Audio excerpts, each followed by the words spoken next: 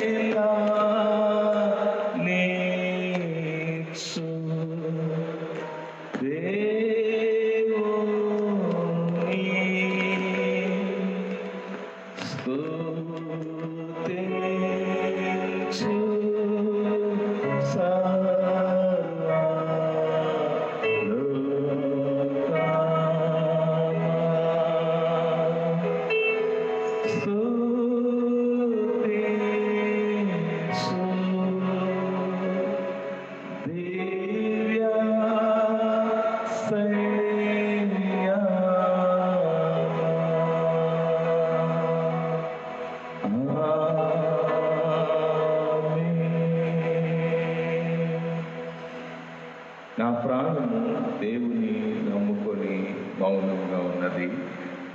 ఆయన వలన నాకు రక్షణ కలుగును. ఆయనే నా ఆశ్రయదుర్గము, ఆయనే నా రక్షణకర్త, ఎత్తైన నా కోట ఆయనే, నేను అంతగా కదిలింపబడను. ప్రార్థన చేస్తున్నాం. పరిశుద్ధుడైన మా తండ్రి యేసు ప్రభువా, మీకు వందనాలు చెల్లిస్తున్నాం. మరొకసారి ఆయన ఈ 2020 సంవత్సరంలో నూతన మాసంలో మే మాసంలో మమ్మల్ని ప్రవేశపెట్టినందుకు మీకు స్తోత్రాలు, వందనాలు చెల్లిస్తున్నాం.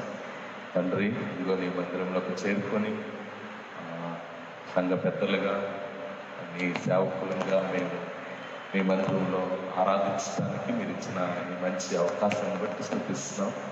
అలాగే మా సంఘ బిడ్డలు వారి వారి గృహాల దగ్గర నుండి ప్రభువా మిమ్మల్ని ఆరాధన చేస్తున్నారు. ఆరాధన చేసుకునే భాగ్యం మీకు స్తుతిని చెల్లిస్తున్నాం. ఆదివారం ఆరాధన దినం కనుక, విశ్రాంతి దినం కనుక, పునరుత్థాన దినం కనుక, నిన్ను నమ్మిన మేము, నీ ఎందు విశ్వసించిన మేము మానక నీ సన్నిధిలో గడపాలి కనుక ప్రభువా, నీ సన్నిధిలో నాయన మీతో సహవాసం చేసే ధన్యత భాగ్యం నాకు మా అందరికీ ఇచ్చినందుకు స్తుతిని చెల్లిస్తున్నాం. మీరు పూజనీయులు, ఆరాధనీయులు ఆయన, మీరు మా జీవితానికి కారణభూతులైనటువంటి దేవుడు కనుక ఈ ఉదయకాల సమయంలో మా శరములు వంచి మా కరములు జోడించి ఆయన మిమ్మల్ని ఆరాధన చేస్తున్నాం, పూజిస్తున్నాం, మిమ్మల్ని మహిమపరుస్తున్నాం. మా పూజలు, మా ఆరాధన మీరు అందుకోనమని కోరుకుంటున్నాం. తండ్రి, మీకు స్తోత్రం. ఎంతమంది అయితే ప్రభు ఈ ఉదయకాలం నిన్ను ఆరాధన చేస్తున్నారో వాళ్ళందరి ఆరాధన మీ సన్నిధికి చేర్చుకోమని కోరుకుంటున్నాం. తండ్రి, ఈ ఆరాధన కార్యక్రమం వల్ల మానవాళికి మేలు జరగడానికి మీ సహాయం అనుగ్రహించండి నాయన. మాకు మాత్రమే కాకుండా నాయన అందరూ కూడా నిన్ను ఆరాధించడం వల్ల ఆయన ఆశీర్వదించబడుతున్న సంగతి మేమందరికీ కూడా గ్రహించడానికి కృప చూపించమని కోరుకుంటున్నాం. మీ చేతులకి ఆరాధన అప్పగిస్తున్నాం. పాటల్లో, ప్రార్థనలో, వాక్య ధ్యానంలో, సమస్తంలో యేసయ్య మీ సన్నిధించి మమ్మల్ని అందరినీ కూడా మీ ఆత్మతో నింపి, మీ ప్రసన్నతతో నింపి, సర్వసత్యములోకి మమ్మల్ని నడిపించి మహిమ మీరు పొందుకొనమని మీ చేతులకి ఆరాధన అంతటినీ అప్పగించుకుంటూ యేసు ప్రభు దివ్యనామంలో ప్రార్థించి వేడుకుంటున్నాము తండ్రి, ఆమేన్. దయతో అందరూ కూర్చోవలసింది మనం చేస్తున్నాం. ఈ సమయంలో ఉత్తర ప్రత్యుత్తరాలుగా కీర్తన గ్రంథం నుంచి 20వ కీర్తన మనం ఉత్తర ప్రత్యుత్తరాలుగా చదువుకున్నాం. కీర్తన గ్రంథం నుంచి ఉత్తర ప్రత్యుత్తరాలుగా 20వ కీర్తన మనం అందరం కలిసి ఉత్తర ప్రత్యుత్తరాలుగా మనం చదువుకున్నాం. ఆపత్కాలమందు యెహోవానికి ఉత్తరం ఇచ్చునుగాక, యాకోబు దేవుని నామము నిన్ను ఉద్ధరించునుగాక.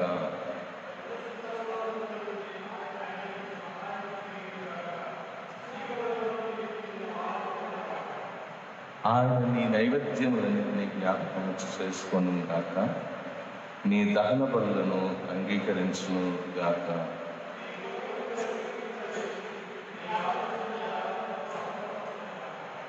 యెహోవా, నీ రక్షణను బట్టి మేము జయోత్సవం చేయుచున్నాము. మా దేవుని నామమును బట్టి మా ధ్వజము ఎత్తుచున్నాము. నీ ప్రార్థనలన్నీ యెహోవా సఫలపరచును గాక.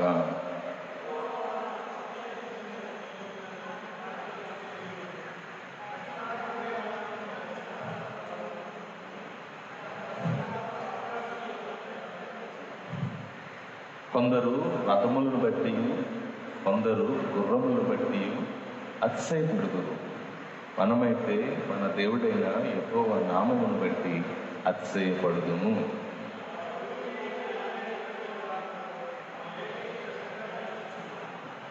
చివరి వచ్చిన అందరూ కలిసి చదువుకుందాం.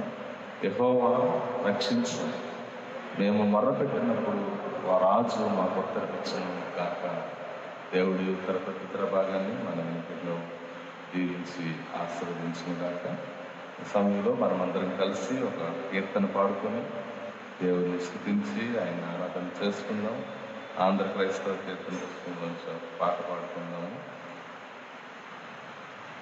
69వ కీర్తన, సర్వదేశంలో శ్రీ యేసే దేవుళ్ళు అనేటువంటి కీర్తన మనందరం కలిసి 69వ కీర్తన పాడుకుందాం.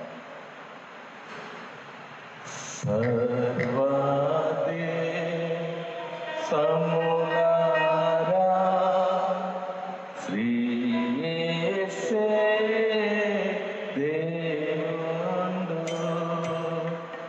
సర్వదే సములారా శ్రీ యేసే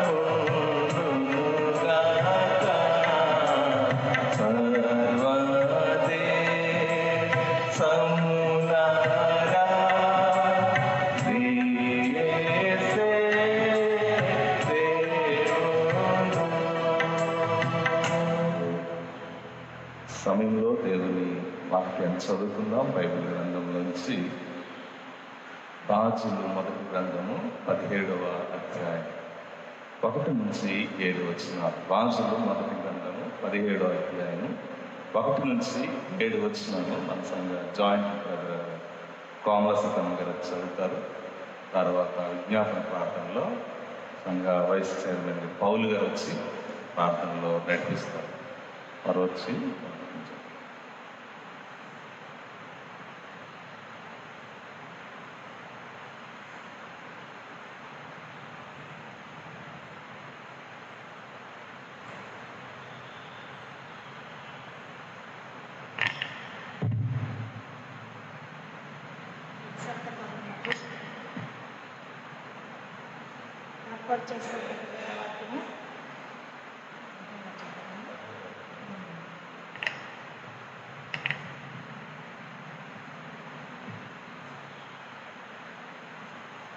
పదిహేడవ అధ్యాయం 1 నుంచి 7 చదువుతుంది.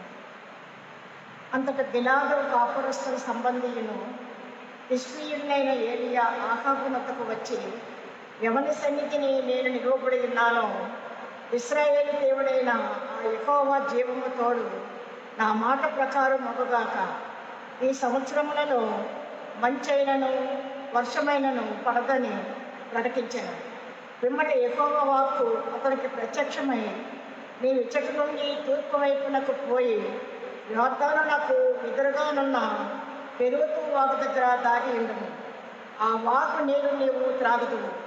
అచ్చటికి నీకు ఆహారం తెచ్చినట్లు నేను కాకోలములకు ఆజ్ఞాపించుతానని అతనికి తెలియజేయగా, అతడు పోయి యెహోవా సెలవు చొప్పున యోర్దానునకు ఎదురుగానున్న పెరుగుతూ వాగు దగ్గర నివాసము చేశాను.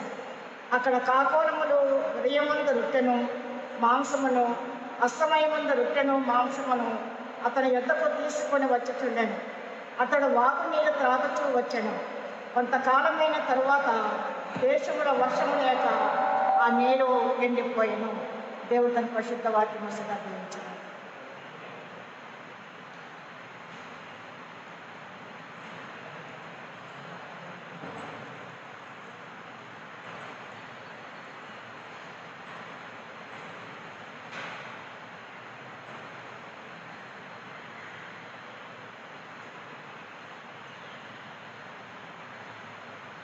ప్రార్థన చేసుకుందాం.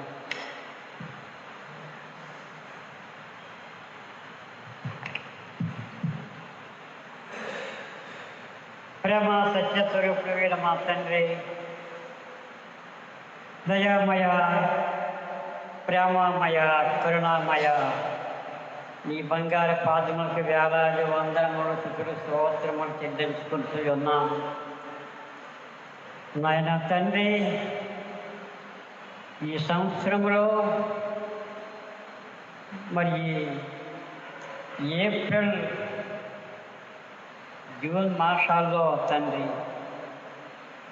నేను సక్రమంగా మేము కొనియాడుకోలేకపోయినాం. స్తుతులు స్తోత్రము తండ్రి. నాయన తండ్రి, ఈ యొక్క కరోనా వైరస్ నుండి ప్రభుత్వాలు భయపడి ప్రభుత్వాలు తీసుకున్న నిర్ణయాలకు మేము కట్టుబడకపోతే మరి మీరు చదివించిన ప్రకారంగా పై అధికారులకు లోబడి ఉండవాలని అన్నారు. ఇది మంచి కార్యం కనుక పై అధికారులకు లోబడి ఉన్నాము. అయినప్పటికైనా తండ్రి, అతి వేళలో మునుపు కంటే ఎక్కువే కుటుంబాల్లో కుటుంబ ప్రార్థనలు మెండుగా జరిగిస్తున్నారు. మీకు వందనాలు వందనాలు వందనాలు. నేను తండ్రి, ఈ దినమున నీ సన్నిధిలో కొద్ది మందిరే కూడి ఉన్నాము. 2-3 కూడి ఉన్న చోట వారి మధ్యన నేను ఉన్నానని వాగ్దానం చేసిన తండ్రి, ఇప్పుడు మా మధ్య మీరు ఉన్నారని హృదయపూర్వకంగా నమ్ముతూ ఉన్నాం. నా తండ్రి, ఈ దినమున మొదటి వారం దైనా 500-600 ప్రజలతో జరిపించినటువంటి ఈ యొక్క ప్రార్థన కూటమును తక్కువ మందితో జరిపించుకుంటున్నాం. ఇది నీ దయ, నీ ప్రేమ.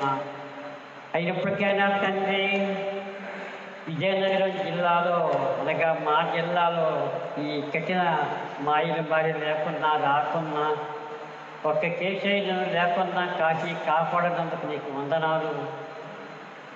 జిల్లాలో ఉన్నటువంటి మండలాలన్నింటిలో ఎవరిని ఎత్తి ఏది లేకుండా మమ్మల్ని అందరినీ కాపాడేవు తండ్రి, మీకు వందనాలు వందనాలు. అలాగే తండ్రి, త్వరలో ఇంకా ఆయా దేశాల్లో ఉన్నటువంటి వారికి కూడా స్వస్థత కలిగి చేయమని ప్రార్థన చేస్తున్నాను. అలాగే తండ్రి, ఈ దినమున నీ యొక్క రక్త మాంసం భుజించిన జన్మ కనుక తండ్రి, మమ్మల్ని ఆత్మతోనూ సత్యంతోనూ నడిపించమని, నీ రక్త మాంసములను మాకు భుజింపు చేసినందుకు నీకు వేలాది వందరములు కుటుంబం స్తోత్రములు చెల్లించుకుంటున్నాం. నాయన తండ్రి, ఘనత మహిమ ప్రభావాలు నీకే చెల్లునుగా కానీ ఈ సన్నిధిలో ప్రార్థన చేస్తున్నాం. నాయన తండ్రి, ఇలకలు ఉన్నవాళ్ళు కూడా దీవించండి, వారి కుటుంబాలను కాపాడండి. సంఘంలో ఉన్నటువంటి ప్రభాయ సంఘం అందరినీ, సంఘంలో ఉన్నటువంటి బిడ్డలందరినీ కాచి కాపాడి మీరే మెచ్చుకు పొందమని యేసు నామములో ప్రార్థన చేస్తున్నాము తండ్రి. ఆమేన్.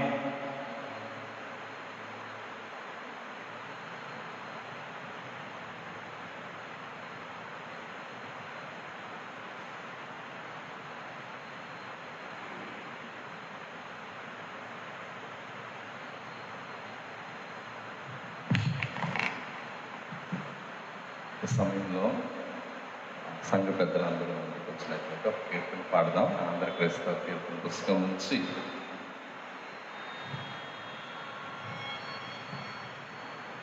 144వ కీర్తన, క్రీస్తే సర్వాధికారి, క్రీస్తే మోక్షాధికారి అనేటువంటి కీర్తన పాడదాం.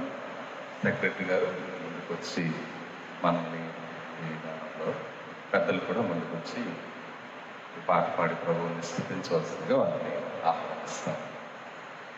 144వ కీర్తన, 144వ కీర్తన. క్రీస్తే సర్వాధికారి, క్రీస్తే మోక్షాధికారి.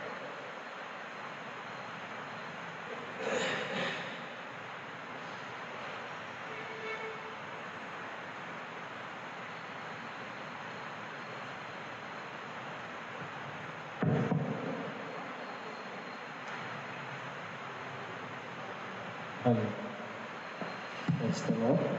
Hallelujah. Praise the Lord. Praise the Lord. Hallelujah.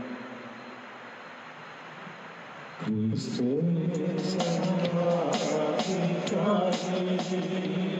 Christe moksha-vikari, Christe mahopakari,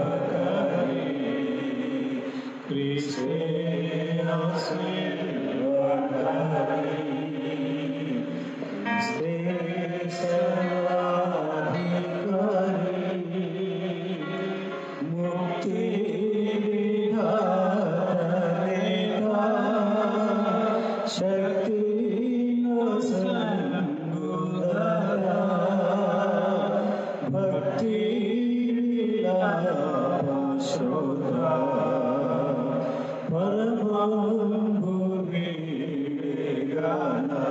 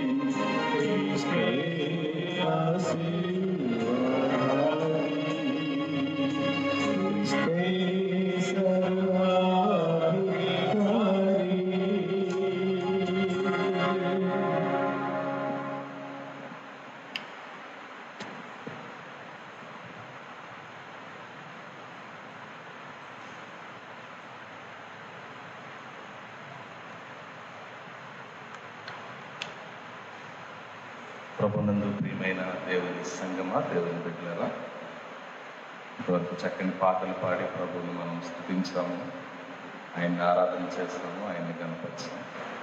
సమయంలో దేవుని వాక్యపు ధ్యానంలోనికి వెళ్దాం.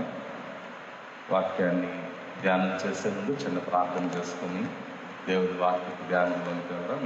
ఈ రోజు, ఈ వారంలో పుట్టినరోజులు, వివాహ దినాలు జ్ఞాపకం చేసుకుంటున్నా ప్రతి ఒక్కరి కొరకు కూడా ప్రార్థనలో జ్ఞాపకం చేసుకుందాం. ప్రార్థన చేస్తాం. పరిశుద్ధుడు అయిన మా తండ్రి, మహోన్నతుడు అయిన మా దేవ, యేసయ్య మీకు వందనాలు చెల్లిస్తున్నాం. ఈరోజు ప్రత్యేకంగా మీ సన్నిధిలోనికి మేము వచ్చి సంఘ కార్యవర్గంగా మీతో కొద్దిసేపు ఆరాధన చేయడానికి తెలిసిన గొప్ప కొరకు చెల్లిస్తున్నాం. నీ మందిరంలో దీపము ఆరిపోకూడదని, బలిపీఠం దగ్గర అగ్ని నిత్యము రగులుచుండాలని, మండుచుండాలని నీ వాక్యంలో సెలవుస్తుంది. దాన్ని పురస్కరించుకొని నీ బిడ్డలు ఈ మందిరంలో, ఈ బలిపీఠం దగ్గర ఈ యొక్క నాయన మంట మండుచు, అగ్ని మండుచు ఉండడానికి సంఘ పెద్దలు ఈ విధమైనటువంటి కార్యక్రమాన్ని నిర్వర్తిస్తున్నందుకు స్తుతులు చెల్లిస్తున్నాం. ఈ సమయంలో, ఈ వారంలో, ఈరోజు పుట్టినరోజులు, వివాహ దినాన్ని జ్ఞాపకం చేసుకుంటున్నా సంఘ బిడ్డలందరినీ మేము జ్ఞాపకం చేసుకుంటున్నాం. ఎవరైతే పుట్టినరోజు జరుపుకుంటున్నారో ప్రభువా, వారి ఆయుస్సు, ఆరోగ్యం, మీ దీవెన అందించడానికి స్తుతులు చెల్లిస్తున్నాం. మీ మహిమలో ఇంకా అనేక జన్మదినాలు జరుపుకుంటూ మీ మహిమ నిమిత్తము ఈ భూమి మీద బ్రతకడానికి మీ సహాయం అందించమని కోరుకుంటున్నాం. అలాగే వివాహ దినాలు జ్ఞాపకం చేసుకుంటున్న వారి కొరకు ప్రార్థిస్తున్నాం. ప్రభు వారి దాంపత్య జీవితాన్ని ఆశీర్వదించాలి, వారిని ఇంకను దీవించి మంచి దంపతులుగా, ఆత్మీయమైనటువంటి దంపతులుగా, కుటుంబాన్ని చక్కగా నడిపించేటువంటి దంపతులుగా, సమాజానికి మాదిరికరమైనటువంటి నాయన భార్య భర్తలుగా వారు ముందుకు కొనసాగడానికి ఈ వాక్యపు వెలుగులో వారిని ముందుకు నడిపించమని కోరుకుంటున్నాను. కొన్ని నిమిషాలు మీ వాక్యాన్ని ధ్యానిస్తుండగా నాతో మా అందరితో మీరు మాట్లాడి మహిమ మీరు పొందుకొనమని యేసు ప్రభు నామంలో ప్రార్థించి వేడుకుంటున్నాం తండ్రి. ఆమేన్. ప్రియమైన దేవుని సంగమా, ఈరోజు దేవుని వాక్యాన్ని ధ్యానం చేయడానికి గాను బైబిల్ గ్రంథం నుంచి రాజులు మొదటి గ్రంథము 17వ అధ్యాయం 1 నుంచి 7 వచనాలు చదవగా మనం విన్నాం. రాజులు మొదటి గ్రంథము 17వ అధ్యాయము 1 నుంచి 7 వచనాలు చదవగా విన్నాం. ఈ వాక్యంలో చాలా మంచి విషయం మనకి వివరించబడుతుంది. ఈ 17వ అధ్యాయము, 18వ అధ్యాయము, 19వ అధ్యాయం రాజుల గ్రంథాలు చదువుతున్నప్పుడు క్రైస్తవ విశ్వాసులకి ఒక గొప్ప ధైర్యం, బలము కలుగుతారు. ఏంటి అని మనం ఆలోచన చేసినప్పుడు, ఆహాబు రాజు కాలంలో, ఆ రాజు కాలంలో 3.5 సంవత్సరాలు ఆ దేశం మీద కరువు వస్తుంది. కరువు అంటే ఆ 3.5 సంవత్సరాలు భూమి మీద వర్షం పడదన్నమాట. ఒకసారి గమనించండి, ఒక్క సంవత్సరంలోనే వర్షం పడకపోతే ప్రజల యొక్క జీవన విధానం ఏ విధంగా ఉంటుందో, వర్షం కనుక పడకపోతే కరువు ఏర్పడుతుంది. కనుక అలాంటి పరిస్థితుల్లో ఆహాబు అనేటువంటి రాజు కాలంలో ఈ విధమైనటువంటి గొప్ప కరువు ఏర్పడింది. అయితే ఇలాంటి పరిస్థితుల్లో ఎందుకు ఆ కరువు ఏర్పడిందో మనందరికీ తెలుసు. ఆహాబు ఇశ్రాయేలు రాజు. ఇశ్రాయేలు అనగా దేవుని వలన పిలువబడినవాడు, దేవుని చేత ఏర్పరచబడిన జనాంగము అనేటువంటి మాట. అయితే ఈ రాజు దేవుణ్ణి మర్చిపోయి పూర్తిగా ఇంకా ఈ లోక సంబంధమైన జీవితం విడిపోయి, ఇక దైవ నిబంధనలు కూడా మర్చిపోయి తన జీవితాన్ని ముందుకు నడిపిస్తాడు. ఇలాంటి సమయంలో ఏలియా అనేటువంటి ఒక దైవజనుడిని ఆ రాజు దగ్గరికి దేవుడు పంపిస్తాడు. ఏమంటాడంటే దేవుడు, ఏలియాకు వెళ్ళు, రానున్న దినాల్లో ఈ భూమి మీద వర్షం కానీ మంచు కూడా పడదు అని చెప్పు అని రాజుతో చెప్తాడు. ఏలియా దేవుని మాట విని రాజు దగ్గరికి ఏమాత్రం భయపడకుండా వెళ్ళి, రాజా, రానున్న సంవత్సరంలో మన దేశం మీదకి వర్షం కానీ మంచు కానీ పడదు అని నేను ఎవరి సన్నిధిని నిలబడినానో ఆ యెహోవా జీవము తోడు అని చెప్పి గట్టిగా చెప్తాడు. అయితే ఇలాంటి సందర్భం వచ్చినప్పుడు వర్షం పడదు, మంచు పడదు. కనుక దేవుడు ఏలియాకు ఒక మంచి మాట చెప్తాడు. ఏమని అంటాడంటే, దేవుని వాక్యంలో మీరు చూడండి 2వ వచనాన్ని మనం చదువుతున్నాం. పిమ్మట యెహోవా వాక్కు అతనికి ప్రత్యక్షమై, నీ ఇచ్చటి నుండి తూర్పు వైపునకు పోయి యొర్దానుకు ఎదుర్కొన్న కేరీతు వాగు దగ్గర దాగి ఉండుము. ఇక్కడ మనం చూస్తాం. ఇప్పుడు ఆ నీరు వర్షం పడదు కనుక ఏలియా ఎలా బతుకుతాడు? ప్రజలందరితో తను కూడా ఒక వ్యక్తి కదా ఆ ప్రాంతంలో. కాబట్టి దేవుడు ఏలియాకి ఏమంటాడంటే, నీ ఒక పని చేయి, నువ్వు తూర్పున ఉన్నటువంటి కేరీతు వాగు దగ్గరికి వెళ్ళి అక్కడ దాగి ఉండు అనేటువంటి మాట మనం చూస్తాం. అక్కడ దాగి ఉండు, అక్కడ ఆ వాగులో నీరు నువ్వు తాగు.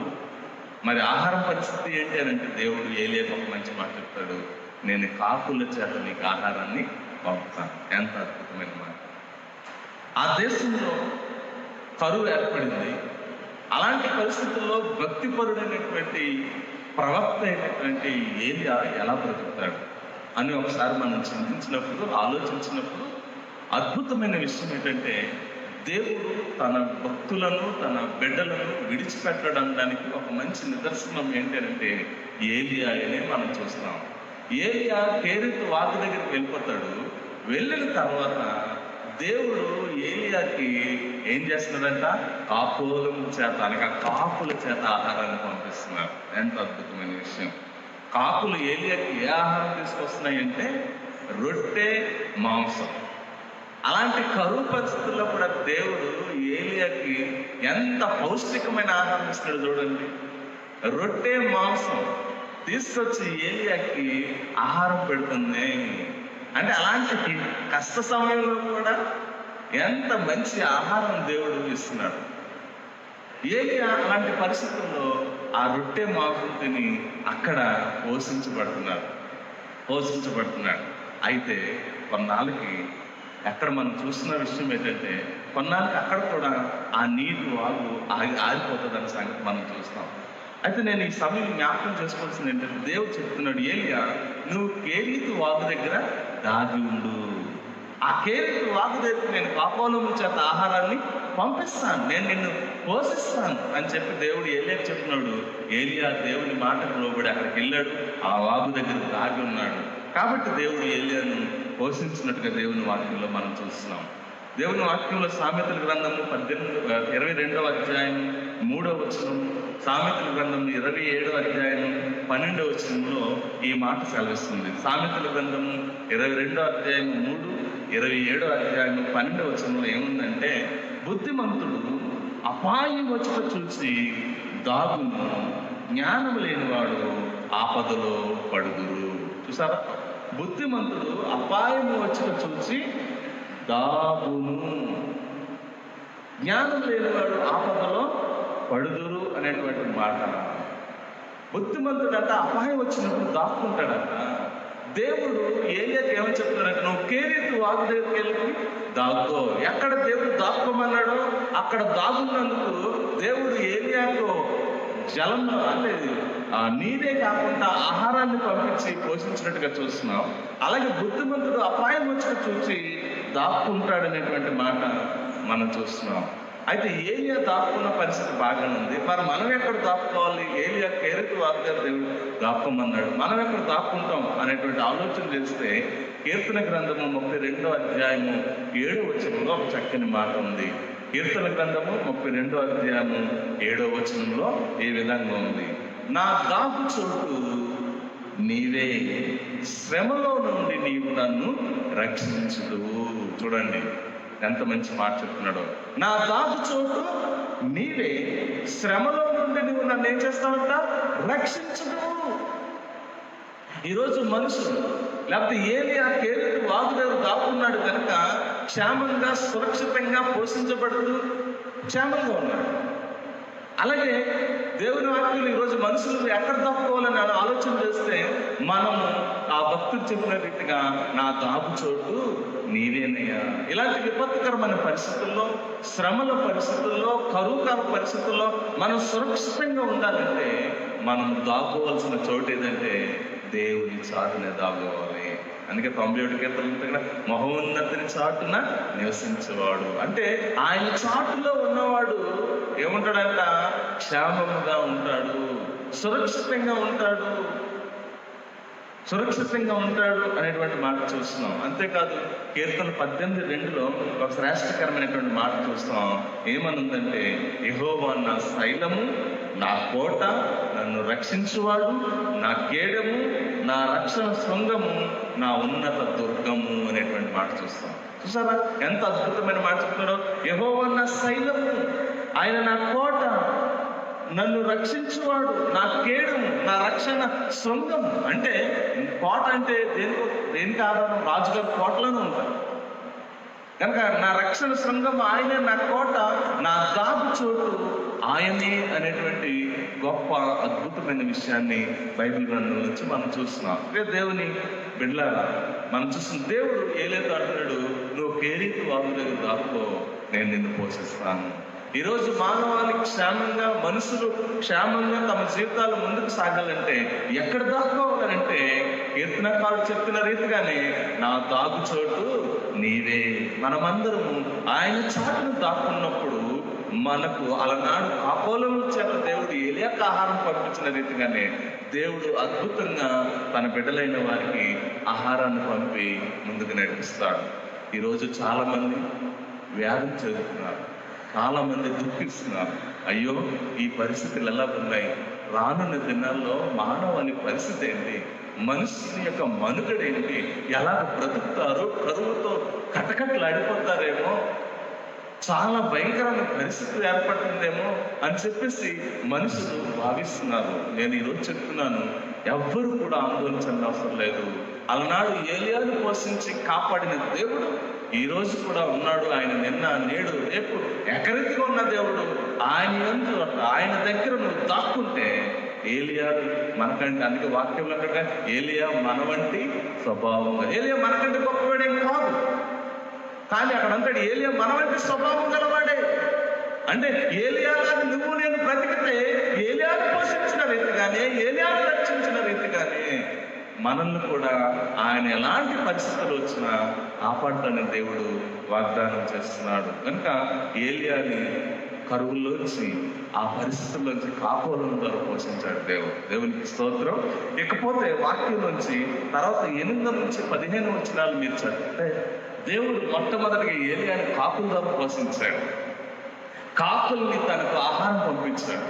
రెండోది మనం చూస్తే ఏలియాని అక్కడ ఆ వాకు ఎండిపోయిన తర్వాత, నాయన నువ్వు సారిపోతే నువ్వు ఒక గ్రామానికి వెళ్ళు, ఆ ఊర్లో ఒక విధవరాలు ఉంటుంది. ఆమె దగ్గరికి వచ్చేసరికి ఆమె పరిస్థితి ఏంటో తెలుసండి. ఏలియా ఆ ఊరు రాగానే దేవుడు చెప్తున్నాను కదా, దేశమంతా 3.5 సంవత్సరాలు వర్షం పడలేదు కనుక కరువు ఏర్పడింది.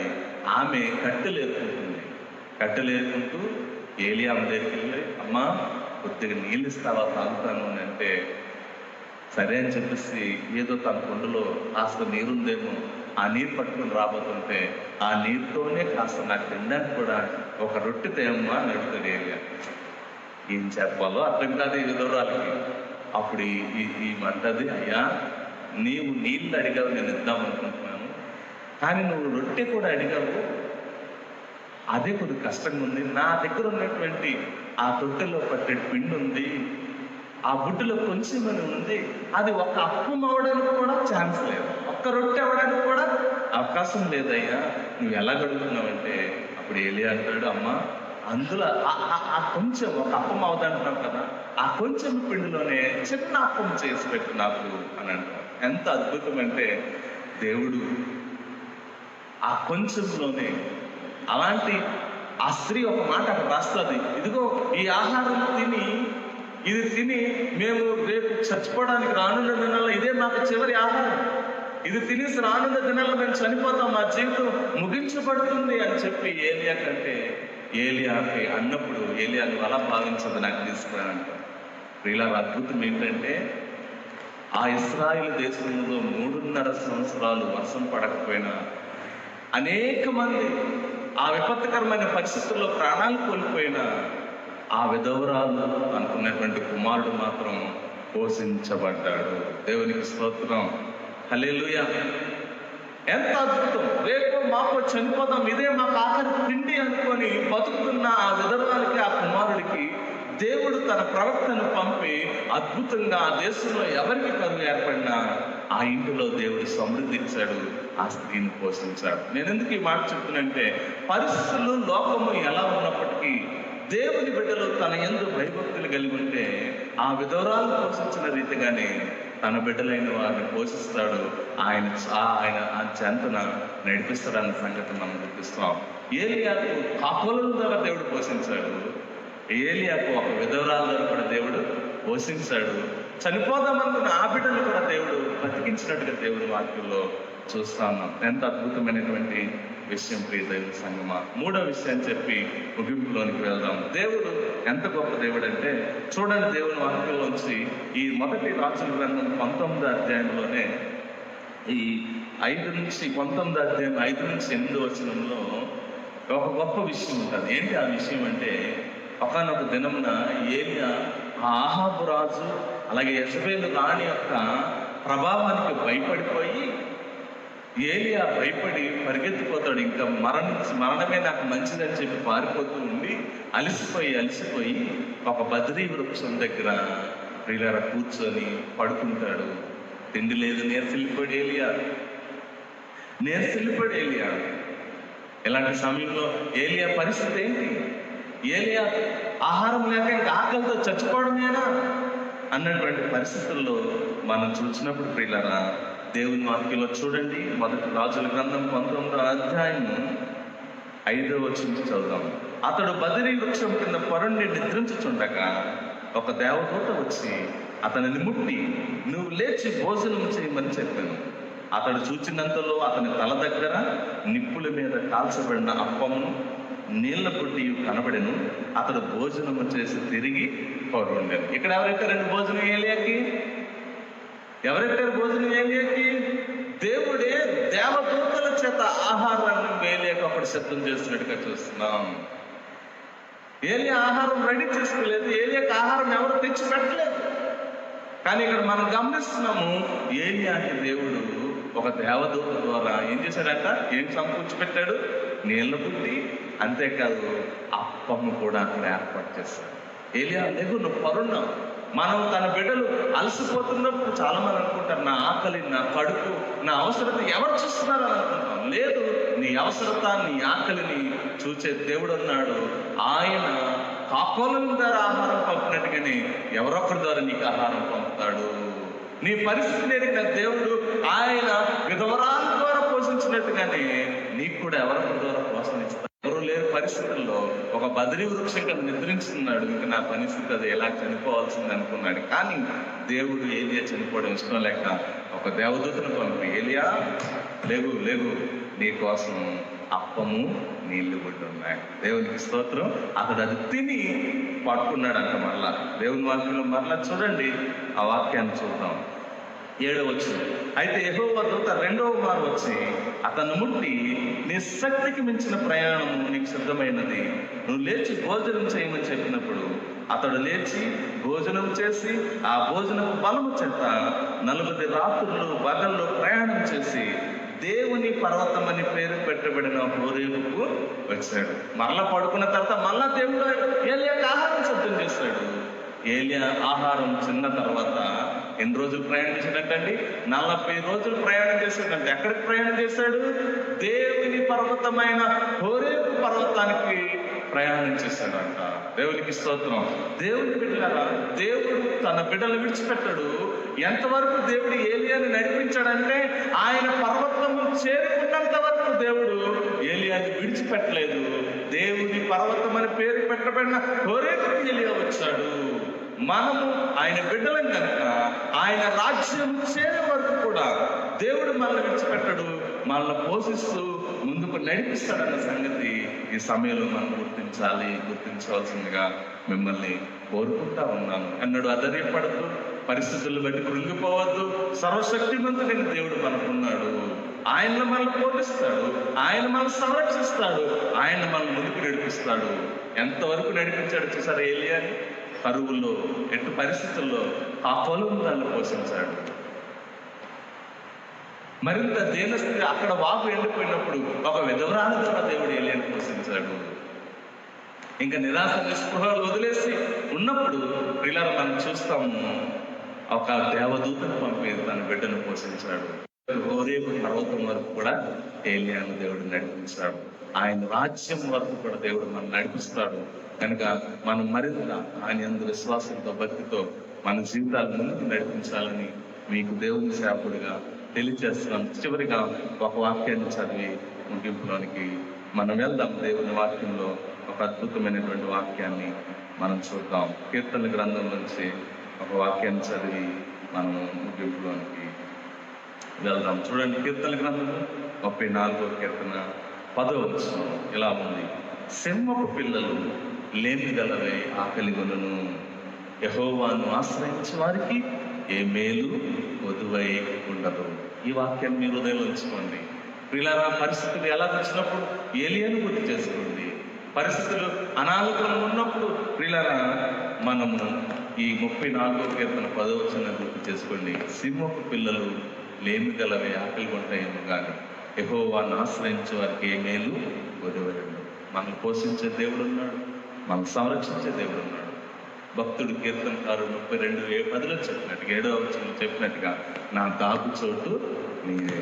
ఈరోజు విశ్వాసులు, భక్తిపరులు అందరూ కూడా ఆయన చోటనే దాకుంటే ఆయన చోటే మనకు సురక్షితం. దేవుని వాక్యంలో ఉంది, సామెతల గ్రంథం 18 వెంట నీతిమంతుడంట యెహోవా నామము బలమైన దుర్గము, నీతిమంతుడు అందులోకి పరిగెత్తుకుని వెళ్ళి సురక్షితంగా ఉంటాడు. కనుక మనమందరం ఆయన దగ్గర దాక్కుని సురక్షితంగా ఉండాలని మీ అందరికీ తెలియజేస్తున్నాను. దేవుడి మాటలు మన వినికిల్లో మన జీవితంలో నెరవేర్చి ముందుకు నడిపించాలని మనసారి కోరుకుంటున్నాను. తలవల్చండి, చిన్న ప్రార్థన చేసుకుందాం.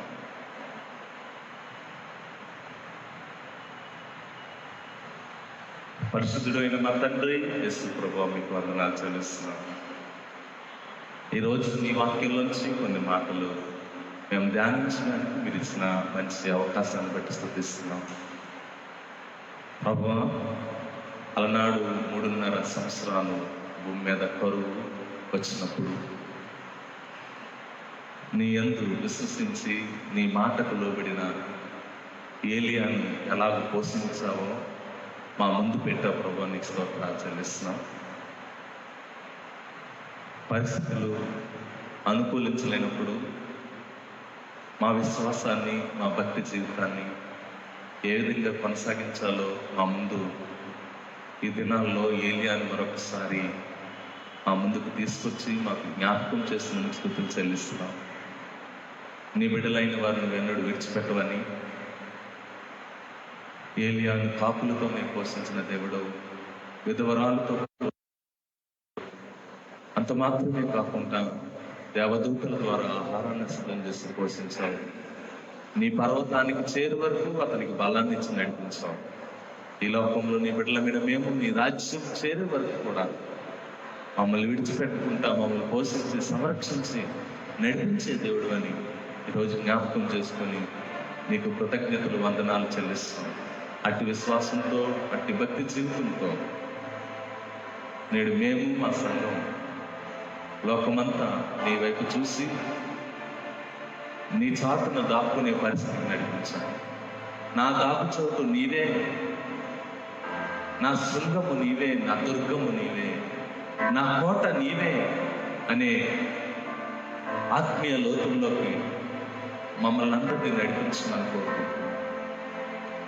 ఈ భూమి మీద మీరు ఉన్నప్పుడు చక్కని వాక్యాలు చెప్పారు ప్రభువా. ఏమి తిందామా, ఏమి త్రాగుదామా అని మీరు చింతపడకూడదు, కానీ ఇగో ఆకాశ పక్షులు పోషించిన దేవుడను మిమ్మల్ని కూడా పోషిస్తాను, నడిపిస్తాను అని చెప్పిన దేవుడు. కనుక ఈ మాటలన్నీ మా హృదయంలో నెమరువేసుకుంటూ ముందుకు సాగిపోయే శక్తి, బలము, ఆత్మ అభిషేకం నాకు, మా బిడ్డలందరికీ, సంఘానికి అనుగ్రహించమని యేసు ప్రభు నామములో ప్రార్థించి వేడుకుంటున్నాము తండ్రి, ఆమేన్. సమయంలో సంఘ ప్రకటనలు మన సంఘ సెక్రటరీ గారు వచ్చి ప్రకటనలు తెలియజేస్తారు.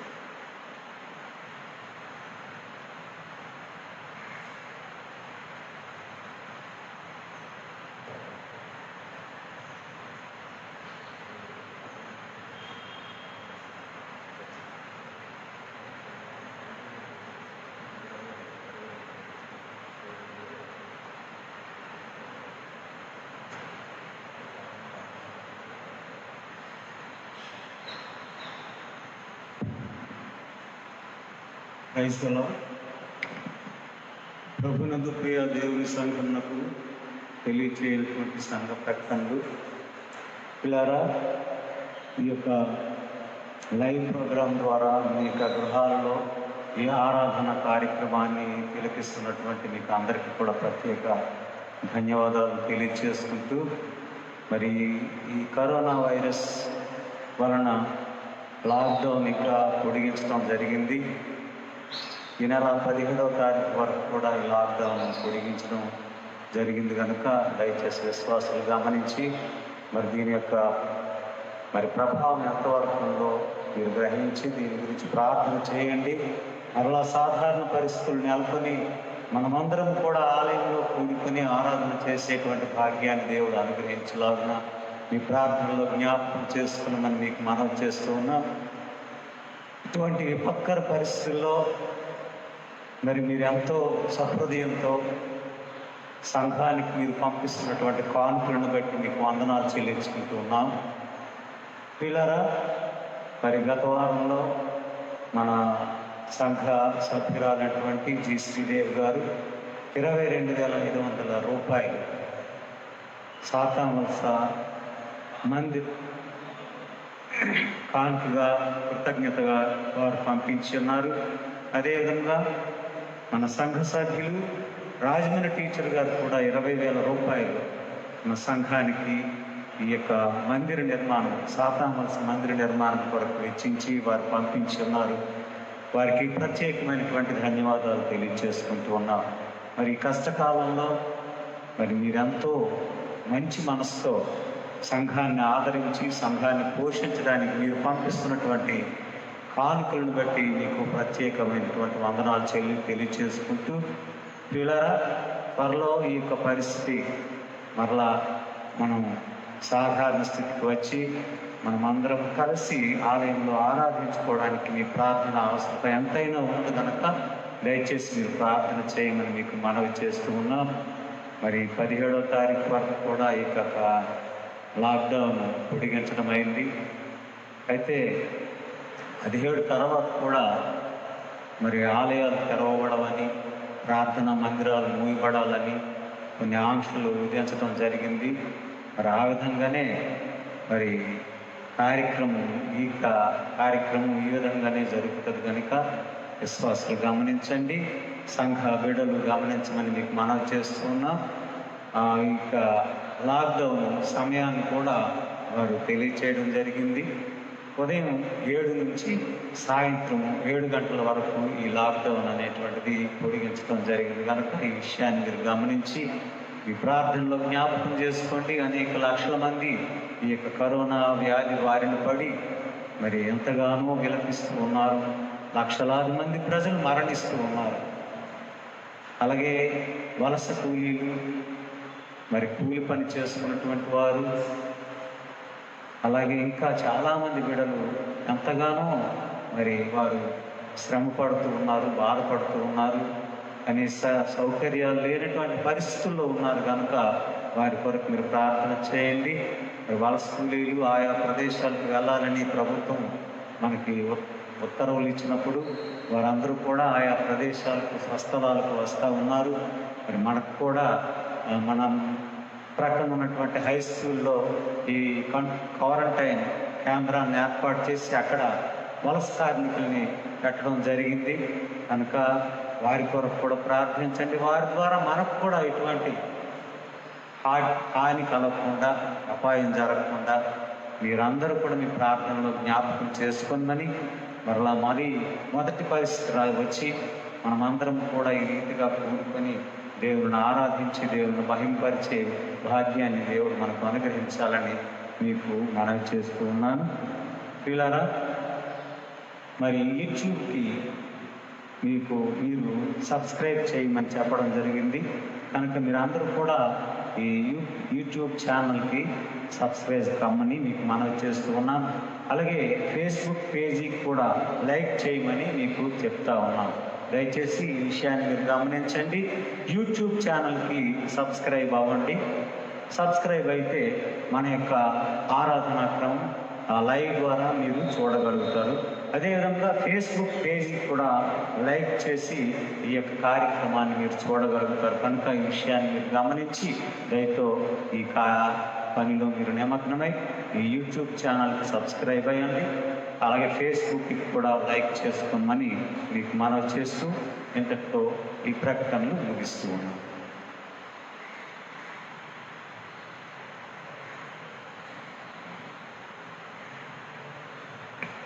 ఈ సమయంలో సంఘ కానుకలు స్వీకరించబడితే సంఘ ట్రెజరర్ గారు ముందుకు రావాల్సిందిగా వారిని ఆహ్వానిస్తాము.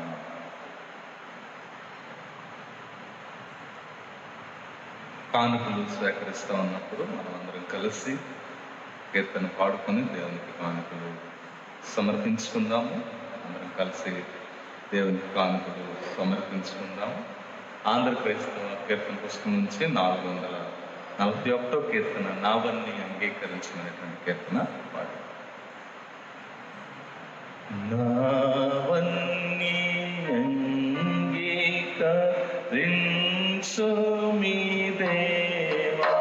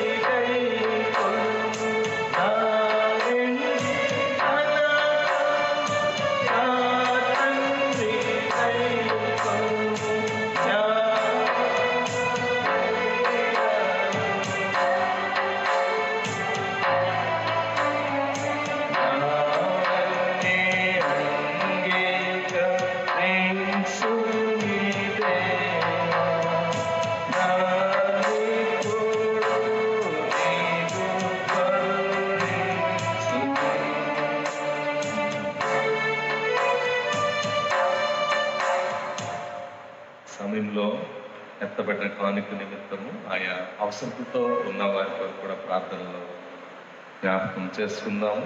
సమయంలో ప్రార్థన చేసుకుందాం. పరిశుద్ధుడైన మా తండ్రి యేసు ప్రభువా, మీకు వందనాలు చెల్లిస్తున్నాం. ఈరోజు నీ సన్నిధానంలోకి వచ్చి మీతో మేము సావాసం చేసేదాన్ని తెచ్చినందుకు స్తోత్రాలు చెల్లిస్తున్నాం. ప్రభువా, మిమ్మల్ని ప్రేమించి, మీ సేవను ప్రేమించి, మీ మందిరాన్ని ప్రేమించి సంఘ బిడ్డలైన వారు ఇట్టి పరిస్థితుల్లో కూడా, లాక్డౌన్ పరిస్థితుల్లో, ఆదాయం లేనటువంటి పరిస్థితుల్లో కూడా ఎంతో విలువైన కానుకలు నీవు వారికి ఇచ్చిన దాంట్లో దశమ భాగములు, కృతజ్ఞత కానుకలు, నెల కానుకలు, మొక్కుబడి కానుకలు, అలాగనే సాతావలస మందిర నిర్మాణం కొరకు కూడా సహాయం చేస్తున్న సంఘ బిడ్డలందరిని బట్టి మీకు స్తుతిస్తూ వందనాలు చెల్లిస్తున్నాం. దేవా, నీవు పట్టచాలంత దీవెనలు నీ బిడ్డలందరికీ కూడా సమృద్ధిగా అనుగ్రహించమని కోరుకుంటున్నాం. మేము ఈరోజు ఎలా ఉన్నామంటే అది కేవలం నీ కృపని కూడా జ్ఞాపకం చేసుకుంటున్నాం. అనేక మంది ఈ వైరస్ వచ్చి ప్రపంచవ్యాప్తంగా లక్షలాది మంది ఆయన తమ జీవితాలు ముగిస్తున్నారు, ప్రాణాలు విడిచిపెడుతున్నారు.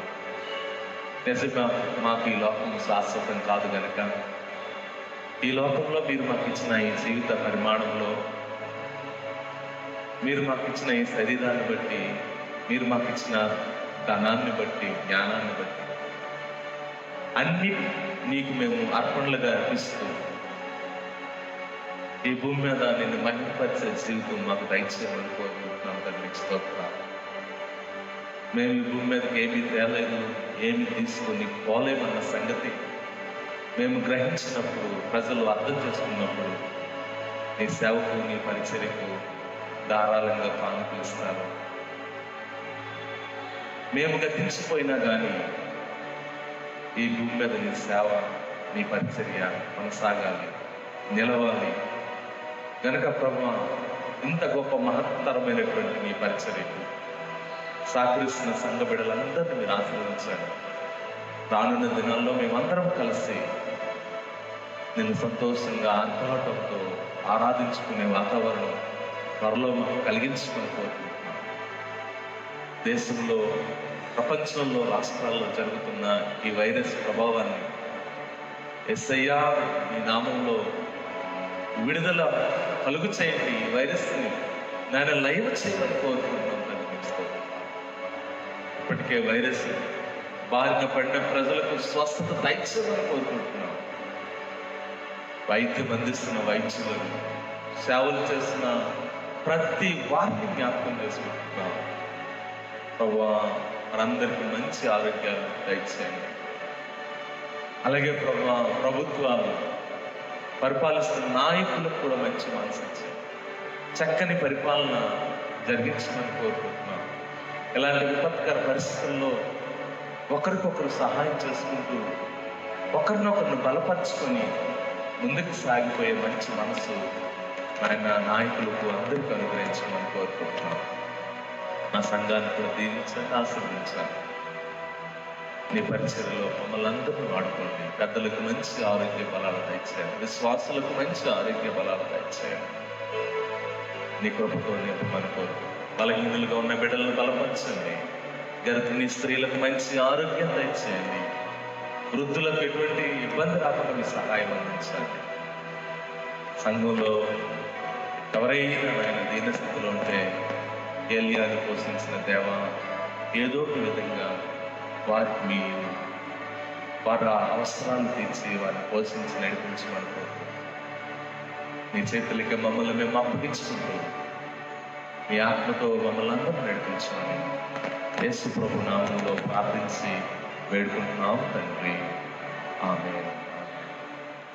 ఆ విధంగా నిశ్చయించుగా పంపుము దేవ దీవెనలతో అనేటువంటి కీర్తన పాడుకుని 614 కీర్తన పంపుము దేవ దీవెనలతో అనే కీర్తన పాడుకొని ప్రభు నేర్పించిన ప్రార్థన ఆశీర్వాదంతో నేటి మన ఆరాధన కార్యక్రమాన్ని 614 14వ కీర్తన పాడుకొని మనం నేటి ఆరాధనలో ముగింపులో పంపుము దేవా దీవెన నాతో పంపుము దేవా పంపుము దయచేత పతిత పావన ప్రేమగా నీ సేవ ప్రియము పరుణరింప పంపుము దేవా దీవెన నాతో పంపుము దేవా మా సేవను దిన మా వెతులని యేసుని కొరకు నీవే సేవించు పంపుము దేవా దీవెన నాతో పంపుము దేవా దీనిన సత్యమును ప్రేమాత్మమది దీన దిన ఫలములు దివ్య దేవా